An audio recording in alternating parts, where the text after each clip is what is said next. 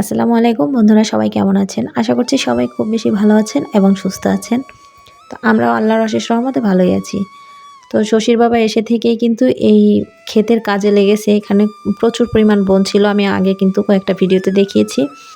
তো সেই সব বন একাই কিন্তু এই পর্যন্ত কাজ করেছে। পরের দিন অবশ্য কিসের নেওয়া লাগছে। যাই হোক, সে কিন্তু প্রচুর কষ্ট করছে। এখানে বন-টন বেছে এগুলো আবার আগুন দিয়ে জ্বালিয়ে দিচ্ছে। তো এখানে কিছু মিষ্টি আলুর গাছ লাগিয়েছিলাম, ওগুলো তো এখানে একটা লাবণী ফুল গাছ বাড়ি থেকে নিয়ে এসে লাগিয়েছিলাম, বেঁচে গিয়েছে। তো শশীর বাবা এসে সারটা এখানে ঝুলিয়ে রাখতে রাখতে গাছটার গোড়া নড়ে গেছে সম্ভবত। এখন কি হয় আল্লাহই জানে। বন্ধুদের ওই টমেটোর চারা একটা মরে গেছে না, ওই জারের কি হইলো এটা? এই চারাটা মরলো কেন? আর এই তো লাউ গাছ লাগিয়েছিলাম, আপনাদেরকে তো দেখিয়েছিলাম। তো লাউ গাছের আপডেট একটু দিতে চলে আসলাম। তো লাউ গাছগুলো কিন্তু এই অবস্থা। বেশ কিছুদিন ঘরে রাখার পরে আমি লাগিয়েছিলাম, তো যেটা বাঁচার সেটা কিন্তু বেশ সতেজ হয়ে উঠেছে। আর সাথের একটা অনেকটা ঢলেও গিয়েছে, আর একটা তো একেবারে শুকিয়ে মরে গিয়েছে। তো এই তো এখন হচ্ছে প্রায় সন্ধ্যা হয়ে এসেছে, আপনারা দেখেই বুঝতে পারছেন। আর যেহেতু ফাঁকা জায়গা, অত কিন্তু বোঝা যায় না, সন্ধ্যা হয়ে গেলেও একটু আলো থাকে। তো এখন আর কি গেটে তালা দিয়ে আমরা বের হয়ে যাব বাসার দিকে। তো শশীর বাবা আর কি তালাটা খুব ভালোভাবে লাগাচ্ছে, আর গেটের সাইডটা সরে গেছে। তো ওটা আর কি পরের দিন গুঁড়ো দিয়ে বেঁধে দিবে। নামাজের রক্তটাই দিলা শেষ করে। যে ধান খেত আমাদের ওই জমির সামনে, তো ওই জায়গাতেই ধুইতা, আবার এই জায়গায় আসছো কেন?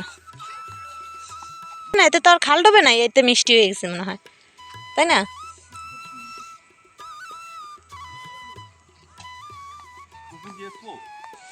সেটা তোমার কত পানি আছে? অনেক পানি না? তো অত পানিতে কেমনে আসবা?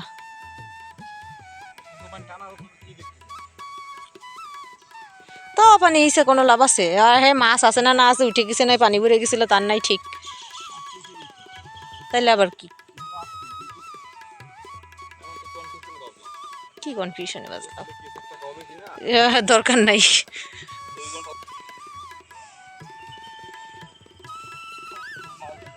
জ্বলে উঠেছে, দেখো অবস্থাটা।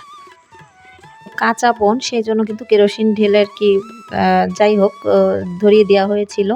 আর এখানে এসে একটা দুর্ঘটনা ঘটলো, সেটা হচ্ছে শশীর বাবার পকেট থেকে কিন্তু চাবিটা পড়ে হারিয়ে গেছে।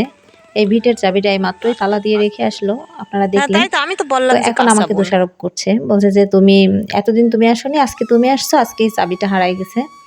তো যাই হোক, চাবিটা কিন্তু পরবর্তীতে আমি খুঁজে বের করলাম। ওই যেখানে নেমেছিল পুকুরে, ওই পুকুরটাতেই কিন্তু পুকুরের যেখান থেকে নামতে হয় ওখানে কাদার মধ্যে পড়েছিল। তো অনেকক্ষণ খোঁজাখুঁজির পরে পেলাম। তো তারপর বাসায় আসলাম, এসে মানে দোষারোপটা আমার ঘাড়েই। যত দোষ সব নন্দঘোষ, যত কিছু হবে ঘুরে ফিরে দোষটা কিন্তু আমার ঘাড়েই চাপায় সব সময়। এটা তার একটা অভ্যাস। তো যাই হোক, এখন হচ্ছে চটপটির ডালটা সেদ্ধ করা ছিল ফ্রিজে। তো চটপটির ডালটা এখন একটু আর কি চটপটি মশলা টশলা দিয়ে রান্না করে নিলাম। আর এখানে যে নিমকি ভাজা দেখতে পাচ্ছেন একটা বাটিতে, ওটা আগে থেকে তৈরি করে রেখেছিলাম, কারণ হুটহাট বাচ্চারা চটপটি খেতে চায়। সেই জন্য আর কি এগুলো রেডি করে না রাখলে সব কিছু রেডি করে চটপটি রান্না করতে কিন্তু অনেক দেরি হয়ে যায়, নাস্তা হিসেবে আর তখন হয় না। তো এই হচ্ছে ব্যাপার। এখন এই চটপটিটা রেডি করে নিচ্ছি, আমরা খাবো। আর শশীর বাবা এসে কিন্তু 1 কাপ চা খেয়ে চলে গেছে বাজারে, কিছু বাজার করতে হতো। তো সেই জন্যই আর কি ও বাজারে গেছে। আর শশীর বাবা আসলে পরে তাকে গরম গরম দিয়ে দিব। এখন আমরা 3 মায়ে ঝিয়ে খেয়ে নিচ্ছি। তো ওখানে তেঁতুলের রস ভিজিয়ে রেখেছিলাম, সেটা দিয়ে লেবুর রস দিয়ে টকের পানিটা বানিয়ে নিয়েছি। আর এখানে দেখতে পাচ্ছেন শসা, তারপরে হচ্ছে পেঁয়াজ কুচি, ধনেপাতা, কাঁচামরিচ, এগুলো দিয়ে আমরা পরিবেশন করে খাবো। তো দেখি, আর বিকেলে একটু রান্না করতে হতো, আমি ভাতটা অলরেডি বসিয়ে দিয়েছি। আর যেহেতু শশীর বাবা বাজারে গিয়েছে, মাছ টাছ নিয়ে আসতে পারে, তার মাছের উপর একটা অদ্ভুত নেশা আছে। মানে ভালো কোনো মাছ বা তার পছন্দের মাছ পেলে কিন্তু সে আর বেহাত করতে চায় না। তো যাই হোক, যেহেতু তার মানে বাজারের টাকাটা যেটা গোনা টাকা নিয়ে গেছে, সেটাতে যদি না হয় তাহলে নিয়ে আসবে না, যদি হয়ে যায় তাহলে কিছু মাছ নিয়ে আসতে পারে, সম্ভাবনা আছে। তো সেই জন্য আর কি তরকারিটা রান্না করতে একটু লেট করছি। দেখি বাজার থেকে নিয়ে আসুক। আর হাজার পদের তরকারি রান্না করলেও কিন্তু বাজার থেকে যদি কোনো মাছ নিয়ে আসে ওটা কিন্তু আমাকে রান্না করে সাথে সাথেই তাকে দিতে হবে। তো সেই জন্যই আর কি একটু লেট করছি। যে যাই হোক, তাহলে আর 2-3টা রান্না করে ফালতু ফালতু দরকার নাই। একবার আসুক, তারপরে দেখেই কী আনছে এটা দেখে তারপর রান্না করব। তো এই তো এখানে আমরা নিয়ে বসে পড়েছি চটপটি খেয়ে নিচ্ছি। 3 মায়েঝি আর আমার বড় মেয়ে খুব খুশি, কারণ ও 3-4 দিন ধরে বলছিল চটপটি রান্না করতে। তো এই তো আমরা খেতে না খেতেই কিন্তু শশীর বাবা চলে এসেছে বাজার থেকে, ব্যাগ ভর্তি তরকারি আর মাছও নাকি আছে। তো কী মাছ দেখি, চলেন আপনাদের সাথেও শেয়ার করি। তো বড় সাইজের 2টা ফুলকপি তো বের করলো, আর এই যে মাছ। ও এটা বেশ ভালো লাগে আমার কাছেও। এটা হচ্ছে সামুদ্রিক একটা মাছ, ছুরি মাছ। তো আপনাদেরকে একটু উঁচু করে দেখাই, দেখেন অনেক লম্বা হয় মাছগুলা, আর শুধু দাঁড়ার মধ্যে একটা কাঁটা, আর তেমন কোনো কাঁটা নাই। বাচ্চাদের জন্য সুবিধাজনক, আর খেতেও কিন্তু টেস্টি হয়। তো এই মাছটা কিন্তু সচরাচর এই যে সাইজের মাছ নিয়ে এসেছে এটা কিন্তু 350-400 টাকার নিচে কেজি পাওয়া যায় না। তো আজকে নাকি একটু কমে পেয়েছে, তো সেই জন্য আর কি নিয়ে এসেছে। যাই হোক, আমরা এখানে দুষ্টামি করছিলাম। সে বলছিল যে আমার কাছে টাকা নাই, বাজারের টাকাই দিতে বলছিল। তো যাই হোক, সে শুধু সবজি কেনার জন্যই কিন্তু আমার কাছ থেকে টাকা নিয়ে গেছিল, আর এখন এতগুলো টাকার মাছ কিনে নিয়ে আসলো। তাই নিয়ে আমরা হাসাহাসি করছিলাম যে তুমি টাকা বের করতে চাও না। সে আবার আমাকে বলছিল আমি জানি না তুমি কি জিনিস, তুমি তো সহজে টাকা দিবা না, আমার কাছে আসে বললে তো 1 টাকাও দিতা না।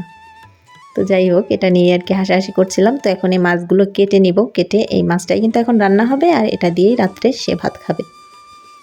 তো দেখেছেন আমার মনের আশঙ্কাটাই কিন্তু সত্যি হলো। তো আমি যদি কিছু রান্না করেও রাখতাম, এখন কিন্তু আবার আমার এই মাছটা রান্না করা লাগতো। তো এটা কিন্তু জোড়াজুড়ি না, মানে তার শখ, বা আমি ওটা করি যে যখন যেটা আনে সেটা তাই সে একটু সাথে সাথে খেতে চায়।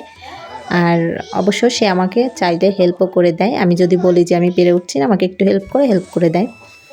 তো এটা হচ্ছে ব্যাপার, মানে কোনো চাপের বিষয় নেই যে করতেই হবে, ভালো না লাগলেও এরকম কিছু না। তো যাই হোক, বাজারগুলো এখন গুছিয়ে মাছটা কেটে নিয়ে তারপরে চলেন আসছি আপনাদের সামনে আবার। এই তো ছুরি মাছগুলো কিন্তু অলরেডি কেটে ধুয়ে, মানে যেমন তেমন করে একটু ধুয়ে ফ্রিজে রেখে দিয়েছি। রাত হয়ে যাচ্ছে, আর শীতের রাতে কিন্তু বেশি পানির কাজ করা যায় না, ঠান্ডা লেগে যায়। তো যাই হোক, এখন এই যে কয় পিস মাছ নিয়ে নিয়েছি এখন রান্না করার জন্য, সেটা ভালো করে একটু ধুয়ে নিলাম। আর উপরে যে চকচকে ভাবটা থাকে ওটা কিন্তু আমি একটু মানে উঠিয়ে নিয়েছি যতটা সম্ভব হয়েছে আর কি। তো এখানে মাছগুলো ভালো করে ভেজে নিয়েছি। এটা কিন্তু কষিয়ে রান্না করলেও বেশ ভালোই লাগে, তো আমি ভেজে নিলাম।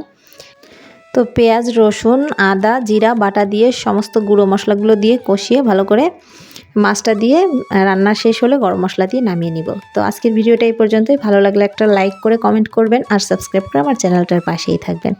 দেখা হচ্ছে আবারও কোনো নতুন ব্লগের সাথে। সেই পর্যন্ত সবাই ভালো থাকবেন, সুস্থ থাকবেন। আল্লাহ হাফেজ।